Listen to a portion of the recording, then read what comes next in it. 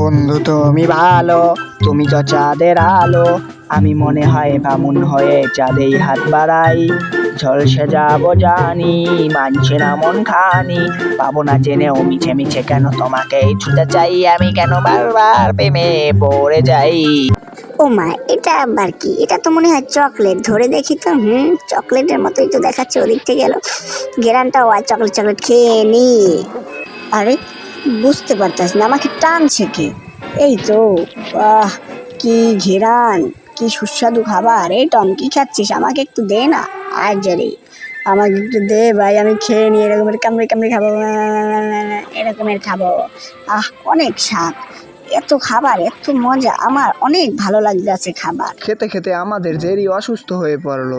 নেটম একটু খেয়ে দেখ লবণ হয়েছে কিনা, আবার সব খাস না। এই বুলডগ যে আমাকে কি দায়িত্ব দিয়ে গেল, আমার আর ভালো লাগছে না। ওর বাচ্চার যদি কিছু হয় ও তো আমাকে ছাড়বে না। ও কি আমার পাছার নিচে ঠান্ডা ঠান্ডা লাগে কেন?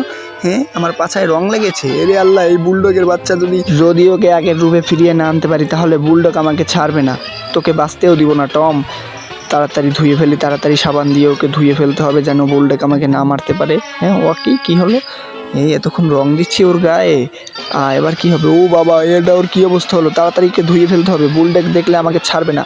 তোকে ওকে ধুতে দেবো না, আমি এই দিলাম কালির সাথে লাগিয়ে, এবার যাবে হোক কালো হয়ে। তাড়াতাড়ি ধুয়ে ফেলি। হ্যাঁ, ও গেল কালো হয়ে, এবার আমাকে কেউ মারের হাত থেকে বাঁচাতে পারবে। তো ছোট্ট বন্ধুরা, যদি আমাদের ভিডিওটি ভালো লাগে অবশ্যই আমাদের চ্যানেলটি সাবস্ক্রাইব করে পাশে থাকবে, আর একটা লাইক দিতে ভুলবে না। খোদা হাফেজ, বাই বাই, সবাই ভালো থাকবে।